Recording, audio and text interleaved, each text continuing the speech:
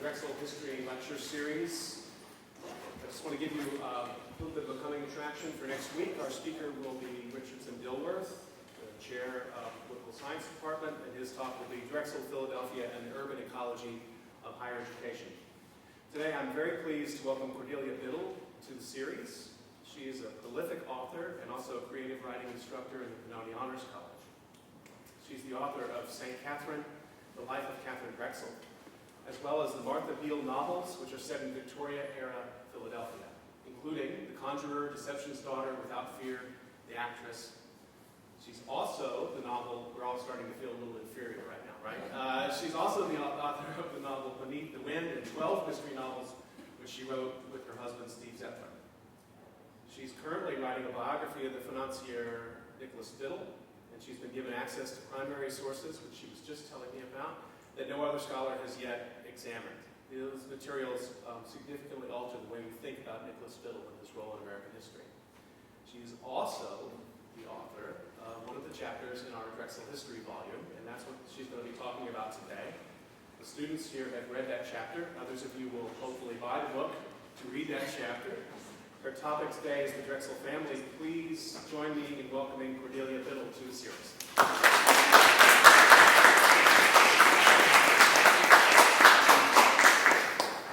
Thank you, Scott. It's wonderful to be here. Can you all hear me? Good. If you can't, yell. You are in the portrait gallery, as you well know. So here I am surrounded by my ancestors, which is a little scary. It's inspiring, but it's also a bit scary. My first published novel, called Beneath the Wind, was inspired by the Drexel journey around the world in 1903. I changed the name to be Axhelm, which you'll see is not much of a change, but it was my first novel, so what can I say? But that was the gentleman, as a boy, who is all the way in the back, sitting looking like little Lord Fauntleroy in his chair, owned the largest privately owned yacht at the time. She was 300 feet in length and employed a crew of 100. So this was Anthony's youngest son.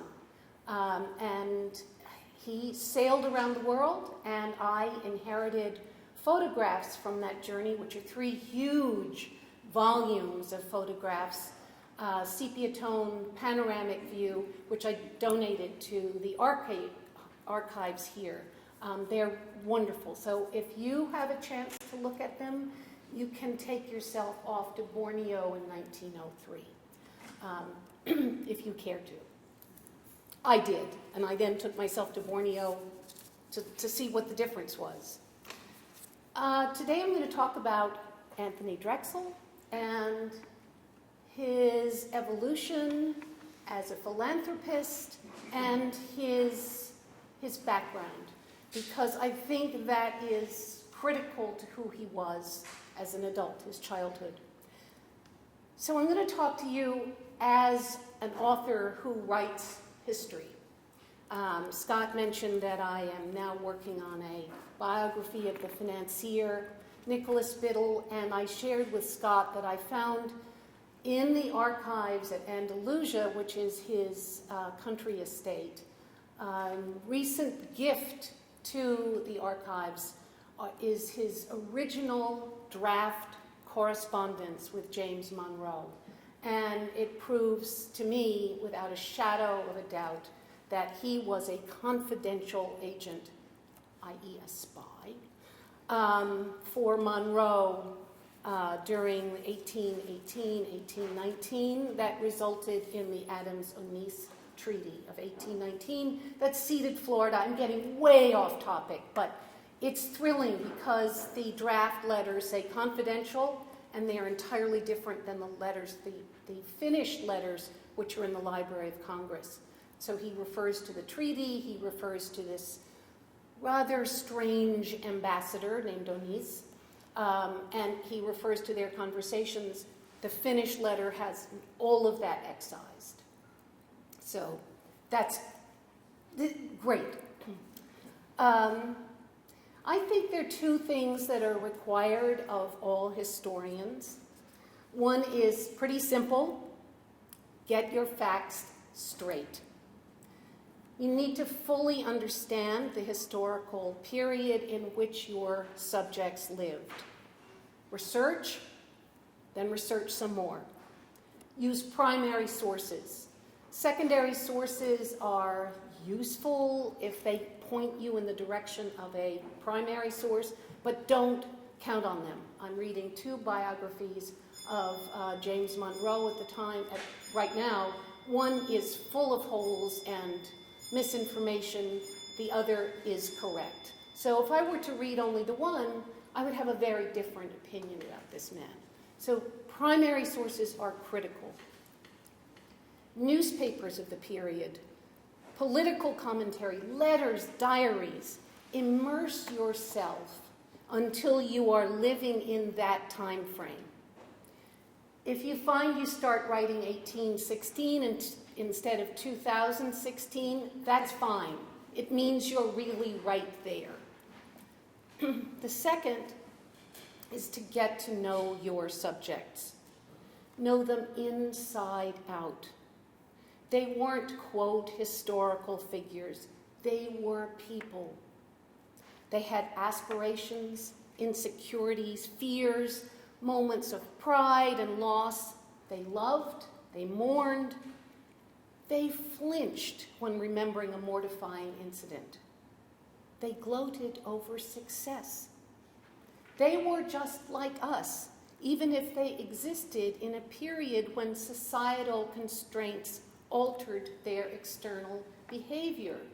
Consider, for instance, women before they could vote in 1920. They seemed perhaps different than they do now, but they were not, and it didn't mean they were happy because they couldn't vote. Quite the opposite. It also didn't mean they were weak. As Scott said, my first published books were novels, which allowed me to fully enter into the psyche of my characters because I created them. That's something that authors wrestle with all the time, whether you create your characters or your characters somehow find you in the dead of night when you're asleep. With nonfiction, though, the characters already exist. It's our job to ask them who they were. And I mean ask them. Sit down with them and with your computer or your notebook and start a dialogue. So, how did you feel when such and such happened? Don't worry if your friends or colleagues think that you are strange. Tell them they're free to conjure someone from the past if they want to. Anthony Joseph Drexel was my great-great-grandfather, as well as the founder of this university. My grandfather, whom Anthony raised after his father died, idolized him. When I look at that rather austere and severe-looking sculpture of Drexel, or his equally posed and somber photographs, I look beyond that unsmiling man and envision the person my grandfather loved. I see a well-dressed gent reading to children. He loved to read to children. I see him playing hide and seek, laughing. I see a home he loved. I see his own children indulged. I see his wife bustling in and out of the rooms, rearranging the white flowers that she used to decorate every room. I hear her singing. I hear Anthony singing too. He and his elder brother, Frank, loved music. This is the job that you do as a historian. You live with these people.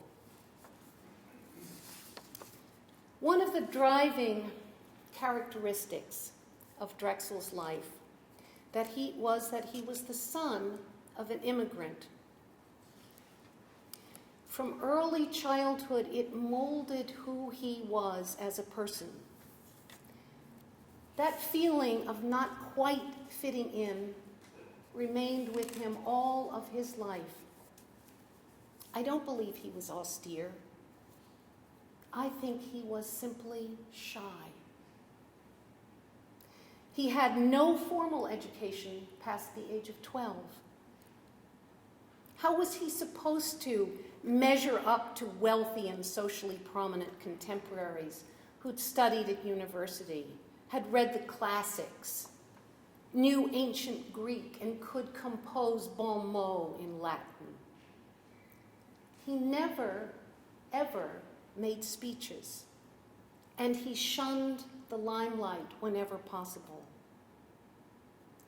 If I put myself in his shoes, and we all here have been in positions where we felt awkward and insecure, I understand his motives. I would cringe too. Now comes additional research into Drexel's childhood and early home life. If you look over there, that large portrait in the middle, that was Francis Martin Drexel, Anthony Drexel's father. So look at that for a moment. Think about where you are and who he was, and then I will tell you more than you need to know. Francis Martin Drexel emigrated to America from Dornbirn, Austria in 1817. Who can tell me what was going on in Europe in 1817?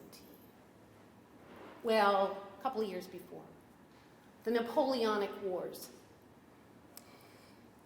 Drexel Sr. left Austria at the height of the Napoleonic Wars. He fled across the Rhine at night, very exciting, scary, and he fled into the rest of Europe because he was terrified of being conscripted into Napoleon's army and being forced to fight against his own people. So he wandered through Europe for a couple of years before he decided to go back to Austria in 1817 and then come to the United States. As an aside, I will recommend to you, in order to fully immerse yourself in that period in European history, that you read War and Peace.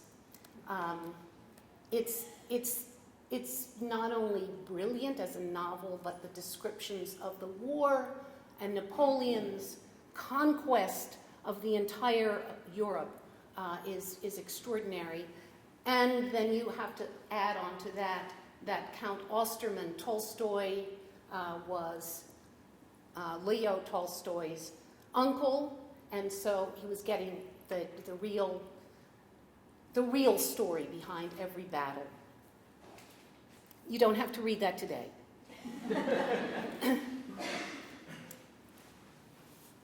Francis Martin Drexel was an adventurer and a risk taker. He intended to make a quick fortune in America and return to Austria. As he wrote, "I left my native place again." He had already left, as I said, and traveled through Europe, fleeing the Napoleonic Wars. "I left my native place again for the wide world to make a fortune." Nothing could be clearer than that. His memoirs, which he prepared for his children, are in the university archives. His first career, though, was as a portrait painter. Now, as we know, most artists don't accrue vast wealth, and that goes for novelists. Francis Martin Drexel didn't either. He and his wife and then 2 children, young Frank and Johanna, often became dependent on his wife's family for aid. Then in 1826, he just had enough of really groveling, I think. And because he was this adventurer at heart, he decided to journey to South America to paint the portraits of the emerging leaders of the new nations, Simón Bolívar among them. Again, though, his motives were financial. Drexel's journals of that period, which are also in the archives here, make compelling reading. He wrote everything that happened to him, and as you're reading them, you see that he was really a man almost addicted to danger. He was the antithesis of his son. Anthony Joseph Drexel was born 4 months after his father's departure. Father and son didn't meet for 4 years. So I ask you to consider the boy's reactions. He and his mother and siblings were living off the largesse of her in-laws. Although her brother-in-law continually disparaged the absent father, going so far as to insinuate that the man didn't intend to return home. As an historian, I ask you to put yourself within those uncomfortable family dynamics. Consider the tenuousness of their daily lives, the child's vulnerability. Look for the future adult within the little boy. Drexel's father returned in 1830.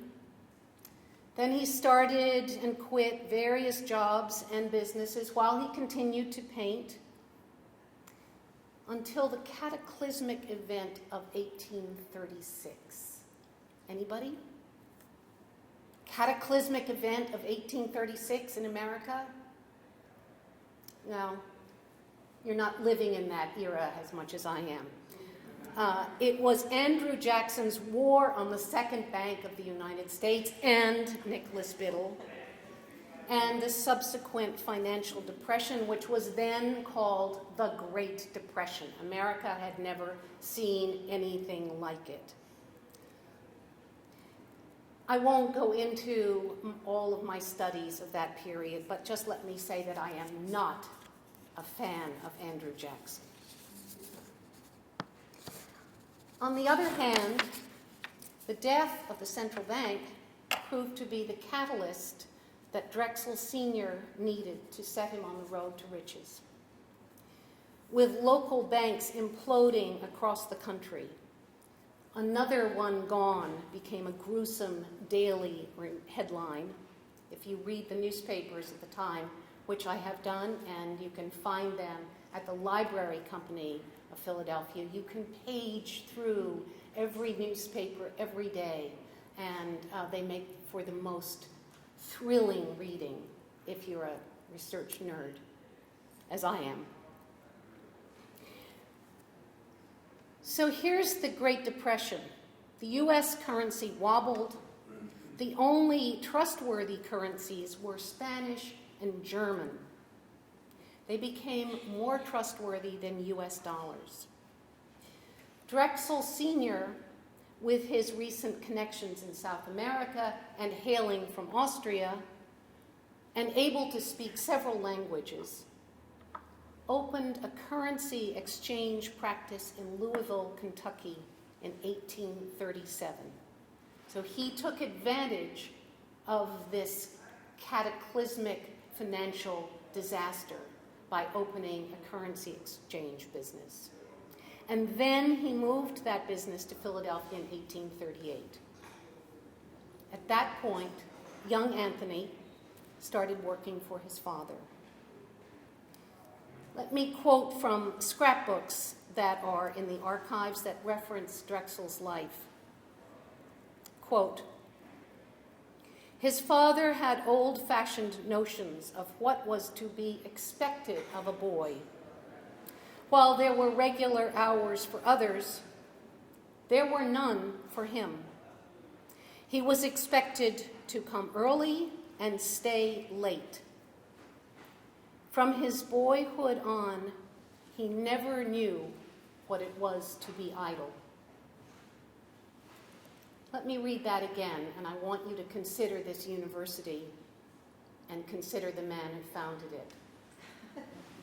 From his boyhood on, he never knew what it was to be idle. I'm sorry to say that I've inherited some of that. It's not bad. His mother prepared food that the boy ate in between serving customers, all the while standing at the counter. Now I want you to consider Philadelphia during that period, the late 1830s and early 1840s. The city was a hub of industry. Matthias Baldwin's locomotive works met the needs of a burgeoning railway industry. Henry Derringer's firearms manufactory in the Northern Liberties produced the Derringer, later famed in the Wild West. In Fishtown, William Cramp and Sons built iron ships. It was the largest shipyard in the United States.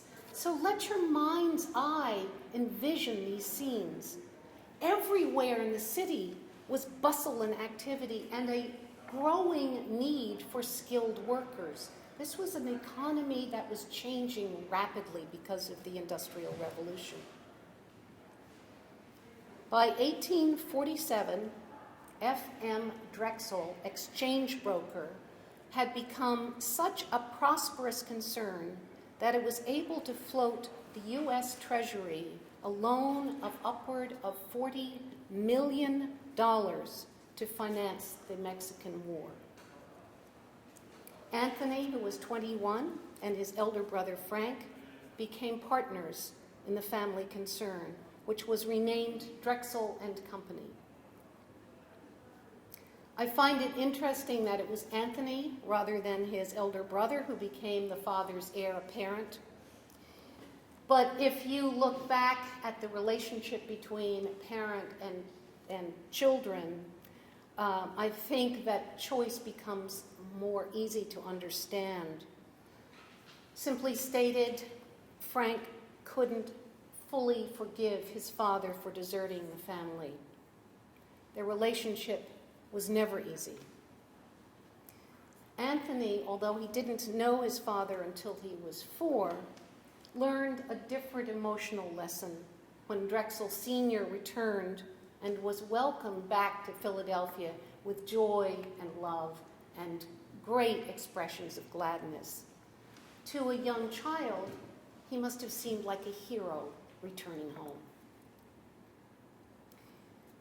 Then came the gold rush of 1849, during which time Drexel and Company opened an office in San Francisco. Again, Francis Martin Drexel said, "Where there's action, that's where I want to be." While his father remained in California, Anthony ran the business at home. He was then 23 years old. Measured, pragmatic, steady, and able to study the pros and cons of each investment, Anthony was the antithesis of his impetuous father. Together they made a powerful, really a perfect team. I'm going to skip over the Civil War years, the post-war building boom in Philadelphia, and America's increasing shift toward a global economy, because this is supposed to be a talk, not a lifetime study, but it's very hard for me not to go into those periods. So if you want to come back and we can just talk about this endlessly, I invite you to do so. Because I consider place in everything I write as important a personality, if you will, in all my narratives as the human beings who people them, I want you to consider Philadelphia's evolving landscape at the time. The Centennial Exposition, held in Fairmount Park, welcomed hundreds of thousands of people to the city from myriad countries. And that revealed us as a cultural and engineering innovator. Drexel and his friend, the publisher George W. Childs, were involved in all aspects of the planning of the centennial. Then came the Iron Age, driven by railways and manufacturing, and that created the physical city as we now know it. It was a metropolis on the move. If you walk our streets today, which you all do, study the shift in architectural styles. The Trinity houses of the Northern Liberties that Francis Martin Drexel first encountered when his ship docked at the foot of Callowhill Street still existed, of course, but a new muscular style, multi-storied, iron-girt, began to fill every thoroughfare. They were equipped with every modern convenience. If you thrust yourself back in time to 1817, think of what those buildings would have looked like. Something like this. They were mammoth things that no human being could even conjure or build. By 1888, Drexel and Company had become so successful that it required new offices. Constructed at 428 Chestnut Street, they encompassed 398 rooms spread over 10 stories in what was then a prototype of a modern office structure with elevator banks and a radical new use of natural light. Small aside, Drexel and Company wanted to take the entire block, but there was a holdout who said, no, we're going to keep our little building right here. So he hired the firm of Wilson Brothers and Company, which also designed part of the Centennial, and the Reading Terminal railway shed, which you're all familiar with if you go to the Reading Terminal market. And so they built this H-shaped structure, and it was built of iron, and they completely enclosed or built it around this smaller building. Drexel and Company's scope reached across Europe. They had partnerships with chief banking concerns in London and Paris.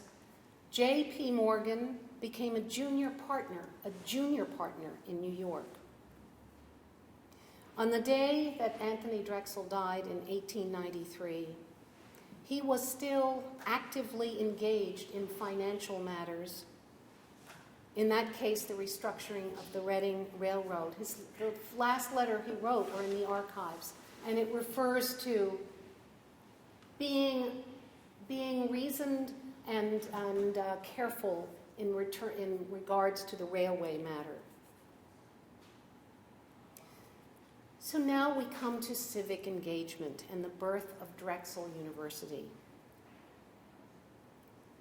Looking back over Anthony Drexel's life, this choice seems a natural one. As an adult, Drexel had always been philanthropic, as well as deeply involved in promoting and growing the city. He encouraged his family to be so as well. His niece, Catherine, now St. Catherine Drexel, whom he mentored and with whom he was very close, started a teaching order of nuns, establishing schools for the forgotten of this nation, the poorest of the poor at the time, African Americans and Native Americans. Following Matthew Vassar's example, Drexel initially considered creating an educational institution for women. At the Centennial Exposition, he'd met and become friendly with social activist Eliza Sproat Turner, the author of the Suffragist Tract, among other tracts, 4 quite new reasons why you should want your wife to vote. Turner founded the New Century Guild of Working Women in 1882, to which Drexel made financial contributions. Later, she served on Drexel Institute's first Women's Advisory Board. The Guild's classes became part of the Institute's curriculum in 1892. This boy, who had had no education, who had watched the Industrial Revolution galvanize Philadelphia's industries, who as a man had seen and participated in the radical shift from a localized economy to an international one, recognized that a new type of education was necessary, a practical rather than a theoretical education. And that's what he was going to devote the rest of his life to. Harper's Weekly, which was then the equivalent of Time magazine, featured Anthony Drexel on its cover after the Institute opened in December 1891, declaring, I'm quoting, "Its curriculum is such that when a young man or young woman goes forth from its doors with its diploma in hand, he or she may find a situation open and waiting. It will afford training, and that is practical education, to the masses who have undoubted ability but no possibility of attaining development under present scholastic conditions. The Drexel Institute starts upon a course of broad philanthropy of which no man can consider the possible bounds." In honor of Eliza Sproat Turner, I'll add no woman to that conclusion. And I also ask you to remember that Drexel was coeducational from its beginning, which was inventive and innovative and wonderful. And I thank you, and I will ask for any questions from you.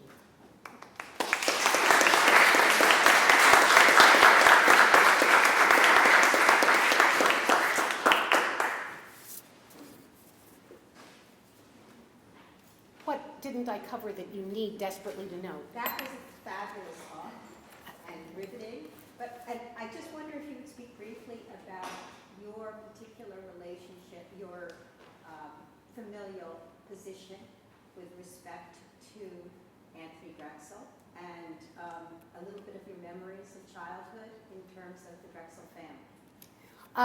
Did everybody hear the question? I'm to speak about my own memories, childhood memories, and Anthony Drexel, and thank you. I grew up hearing wonderful stories about Anthony Drexel. My grandfather, as I said, revered him. He went so far as to break the family trust that Drexel had established, so that at the death of his heirs, my father and his brother, all that money reverted to Drexel University.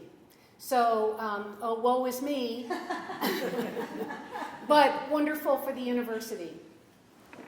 My grandfather's, really his closest friend was his uncle, George. George, my grandfather's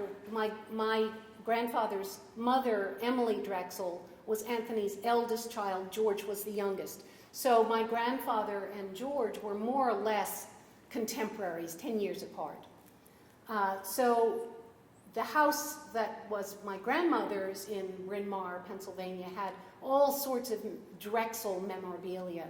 It was on a property that was owned by George Drexel. George Drexel had built the house that my grandparents owned, and it was that trip around the world that my grandfather also, he was part of that journey as well. So the whole history of the family And the joy of the family was ingrained in me growing up. The university was something altogether different. My grandfather spoke of it in glowing terms, but it was really the personal side that I saw as a child.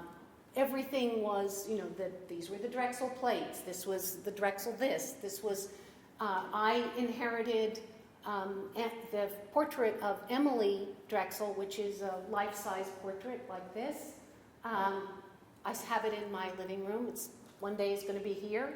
Right now it's not. But so growing up, that's who I saw. I didn't see the university.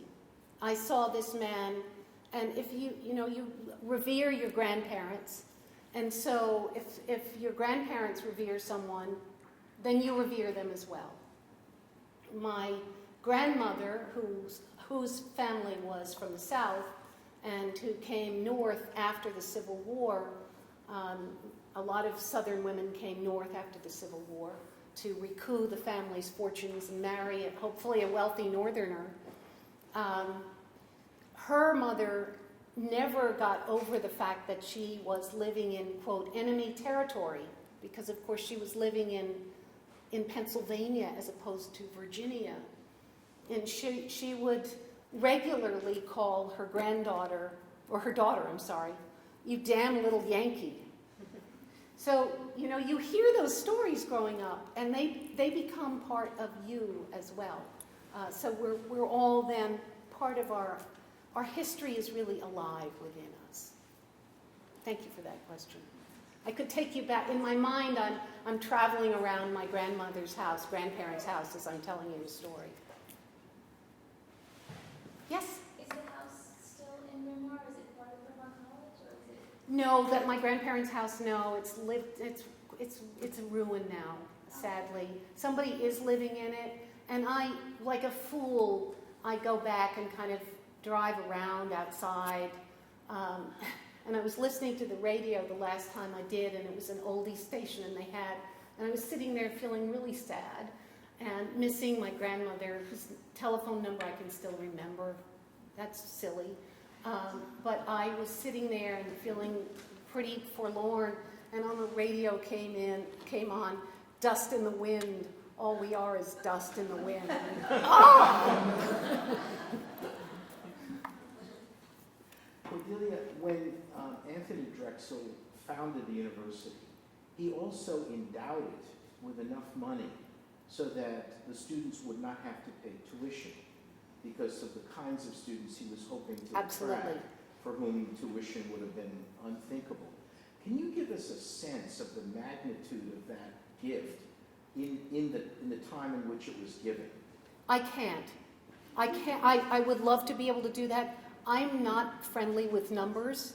So as I look at numbers and my head spins, which you would think this is not a good time to write about a financier. I'm trying to learn, but maybe somebody else can. Bill can? Is Bill still here? No. Yeah, Scott can. Oh, one of the students can. I think that, I know that when we talk about the gift that was given to the collection for the first president to go to Europe and collect, we talk about that was $1 million, and that $1 million then was about 24, 25 now. So if we extrapolate from that, it's a lot. A lot. Real lot. Yeah. The largest university endowment at that time. And the cost of this building was the costliest building in higher education in America at the time. Yes, and I think it's really fascinating that he wanted the students who came here to have a sense that they were in any university, anywhere, that he wasn't getting cheap on them. And those instructions are clear in everything that he wrote. I also think, I don't know where I read this, but that when you think about what were the large universities at that time, I'm talking about Harvard and Boston, and I understood that the endowment was intentionally a little bit more than was MIT, and that was sort of its model. I don't know if I'm remembering that right, but you came across that too, Scott. but that notion of, that's sort of the aspiration against which they were doing it. But along that line of questions, I'm a little curious, and I don't know if this came up anyway. So, Brian, given that he did not come from higher education, what was it, just his admiration of that? Or what I think take he that? venerated higher education. You consider the people that he was, his colleagues, people he did business with, they all had education, and I believe that was why he was so reticent, because he felt very insecure about not having that kind of education.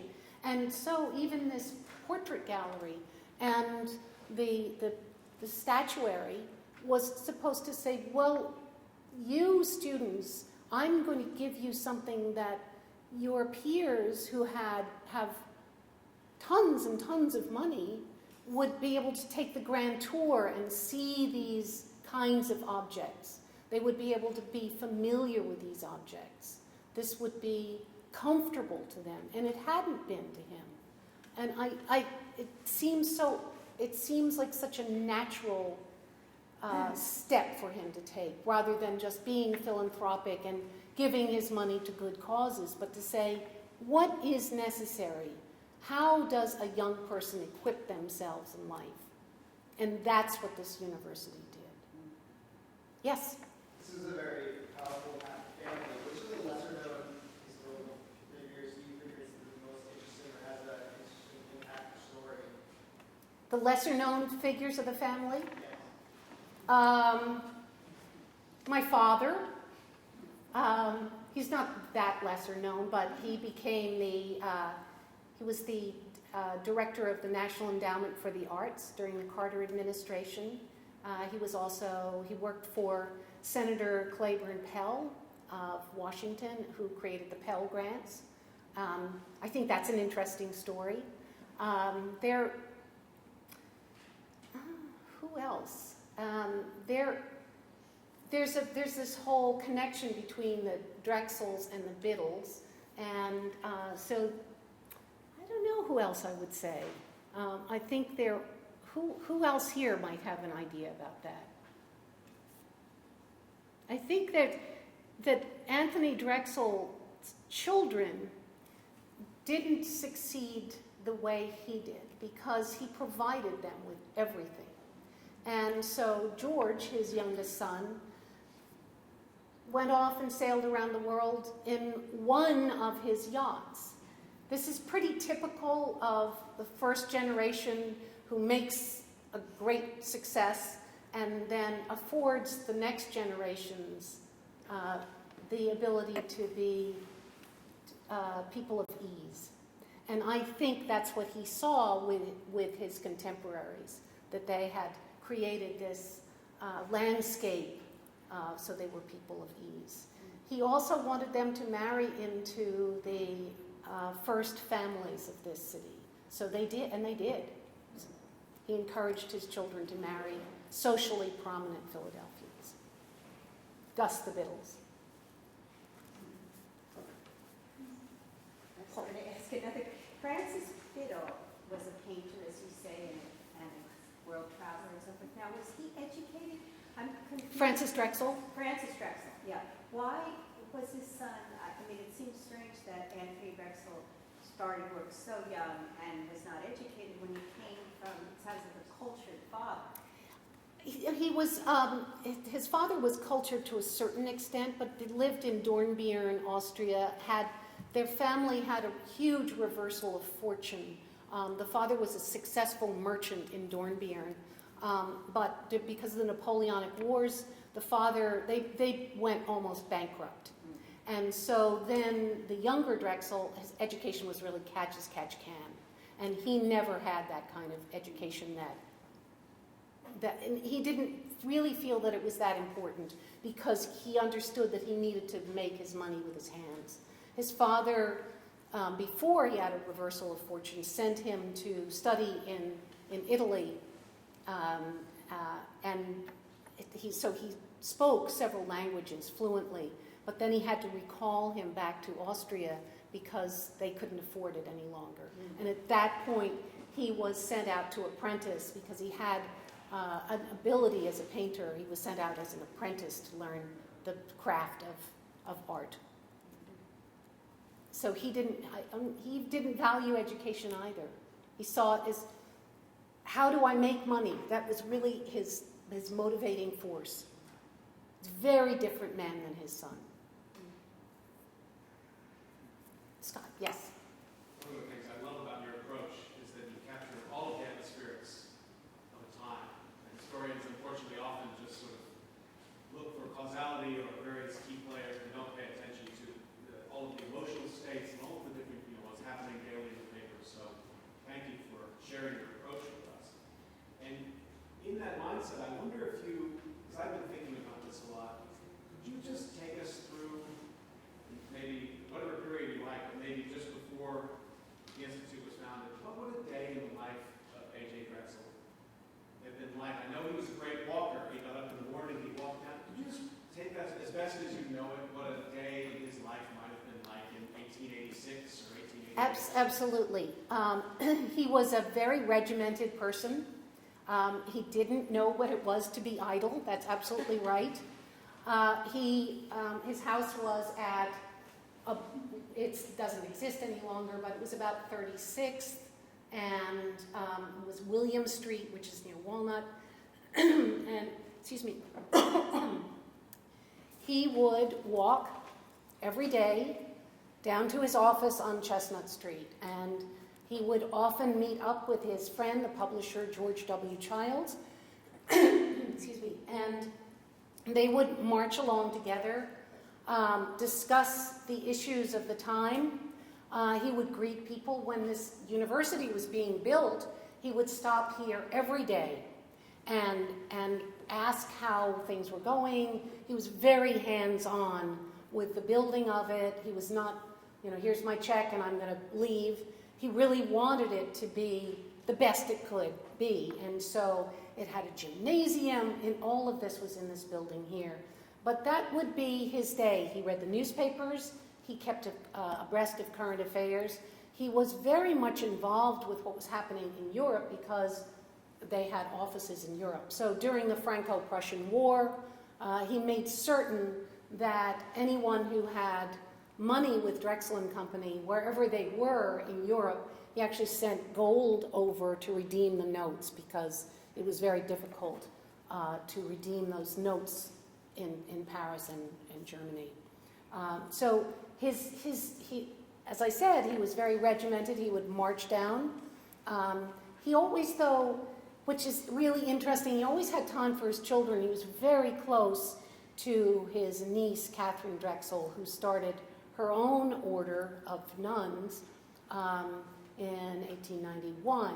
So she was, during this period of, let's say, 1886, she was struggling with what she should do and be as a human being. And she felt that she needed to do something greater than be a society woman, a woman of wealth who wrote checks.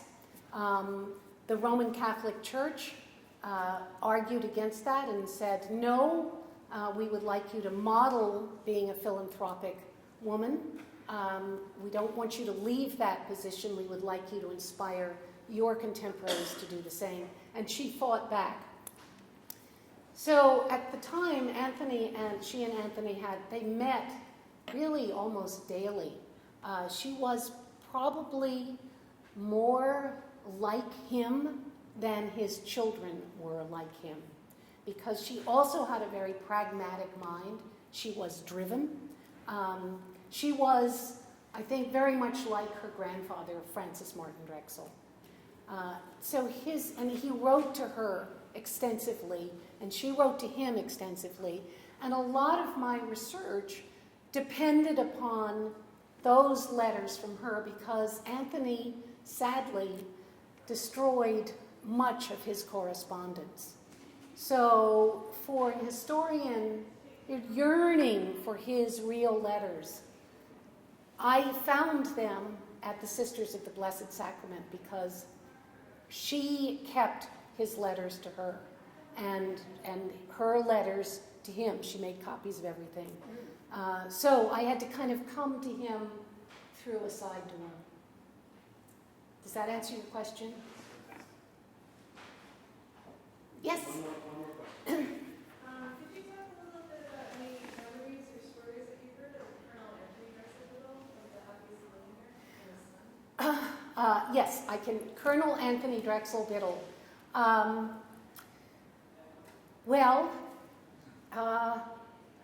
My grandfather's chauffeur, I hate to bring this up because it sounds terrible, but the man who drove me to school when I was a kid had been Anthony Drexel Biddle's sparring partner.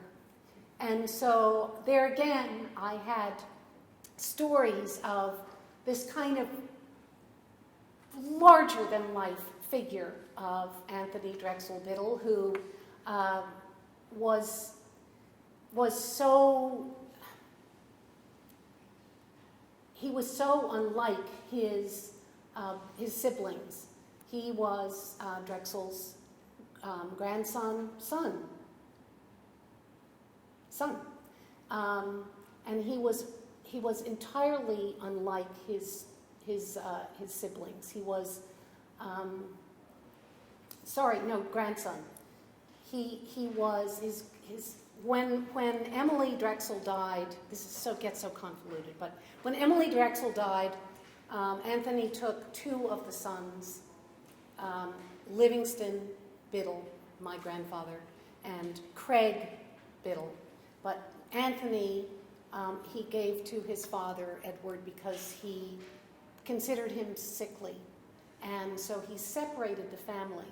So Edward Biddle went off and with his father, and Anthony Drexel Biddle and my grandfather were raised by Anthony. And my grandfather became a kind of a quiet man, like his grandfather. Anthony Drexel Biddle became